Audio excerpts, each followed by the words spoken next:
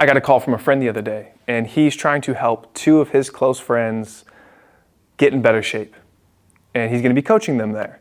And so he was asking me questions. He's like, what should I have them eat? What kind of training should I do for them? X, Y, Z. And I said, well, what are their goals? What's their current starting point? And ultimately they just want to be more fit. They want to be more confident. They want to be more vibrant. That's what we all want. And in this country, we have an obesity issue. 80% of the United States is overweight. And these two individuals are struggling with that. And they're young individuals. We have a male and a female. Well, the male is 5'7", 205 pounds. We're going to give him a goal of 160 pounds. Again, I don't know how much lean tissue either of these individuals have, but I'm going to use what I know about roughly where a male and female of this height and weight should be to get to a body composition where they would be healthy. All right? And so we don't know what their lean tissue is, but we're going to give some rough goals here. So we got a female 5'5", 210 pounds. She should probably be roughly between 115 and 140 pounds, depending on how much lean tissue she has, meaning how much muscle she has. The male should probably be somewhere between 145 and 170, depending on how much lean tissue he has, as a 5'7" male and a 5'5" female. Both of these individuals would be, this doesn't sound crazy, right? Because a lot of people are much bigger than this. But the reality is, from a body composition standpoint, both of these people are probably in the obese category. And for women, anybody over 32% body fat is technically obese. And for men, anybody over 25% body fat is technically obese. I'll pop up these two charts up here so you can see what that would look like, so you have a reference. But look, I told them, hey man, let me make a video on this, because you could share it with them. You can learn kind of what I would do, what my approach would be.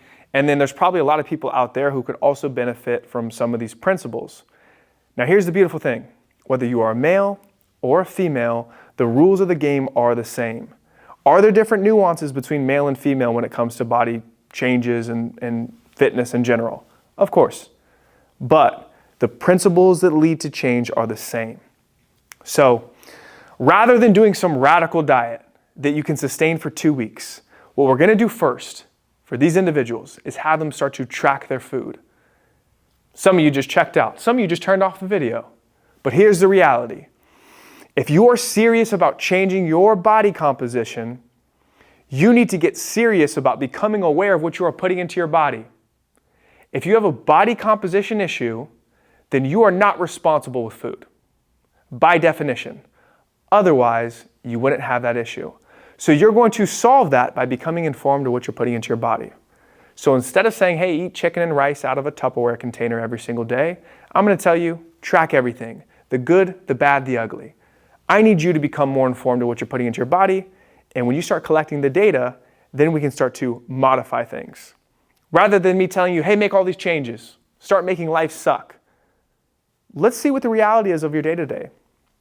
Let's see how many calories are in your pumpkin spice latte. Let's see how many beers you guzz down on the weekend. Let's start looking at it. All of it. Let's see what the late night snacking looks like. So step 1, track everything. The good, the bad, the ugly. You can set a rough calorie goal, but what I would encourage in that first 1 to 2 weeks is just track it all. So you can become aware, so that whoever you're being accountable to, whether it is a coach or a friend, can be aware as well. And if you're going to do this, realize you're not going to be perfect at it at first, but like any skill, you'll get better at it with time. So if you are a perfectionist, you have to be okay with doing it poorly before you can eventually become great at it. So moving along. Step 1, track everything. Step 2, start prioritizing protein. So again, instead of following a meal plan or cutting out all the bad foods, quote unquote, you're going to start prioritizing lean protein. Eggs, egg whites, lean cuts of meat, ground turkey, grilled chicken, things like this. Prioritize protein. Now, how much protein? I would say for these individuals, 1 gram per pound of goal weight would be good. So that would be 130 grams of protein per day for the female and 160 grams of protein per day for the male.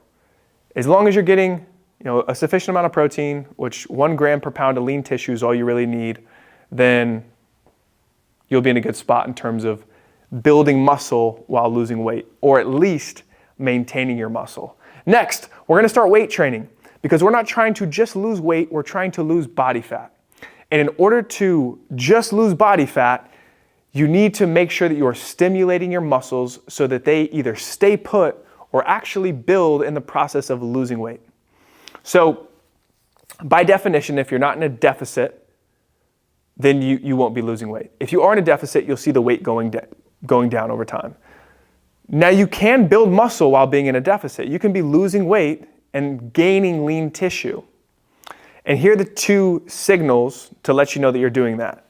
If your training intensity and volume is increasing while your weight is decreasing and you are hitting your protein goal, more than likely you're putting on lean mass. Cool? Moving along. Next step is steps. We need to make sure that you're moving. Steps is one of the best tools in fat loss. Why are we fat? We overeat and we undermove. Sometimes people are taking 1,000, 2,000, 3,000 steps a day. Just by moving more, you can completely accelerate fat loss. Completely accelerate it. Think about it like this. If person A walks 3,000 steps a day and lives the same life, eats the same, trains the same amount, and person B walks 10,000 steps per day, so they're just more intentional about moving more frequently throughout the day. They go on a couple more walks than person A. Person B is going to lose a significantly more amount of fat at the end of the month. And steps are one of those things it's like, it's a good indicator as to how it's the small things in life that add up to the massive changes. So 3,000 versus 10,000, multiply that by a year, and that could be a difference of 15 pounds of fat, 20 pounds of fat. So start getting your steps in. Be non-negotiable about getting at least 8,000 steps in per day. Anything north of that is even better. Next, you're going to weigh daily. Oh, I know you guys don't like that either. Not the scale. Well, hey, look, you struggle with your weight. The scale will give you good feedback as to whether or not the weight is going up or going down. So here's what you're going to do. You're going to track daily, first thing in the morning, fasted, and then on a weekly basis, you're going to average your weight week to week so you can identify your rate of change. Because we got goals. And so if you want to be 160 in 6 months, that's 45 pounds. All right? And now, to keep a sustainable fat loss pace, I would say aim for at least 1 pound to about 2 pounds a week.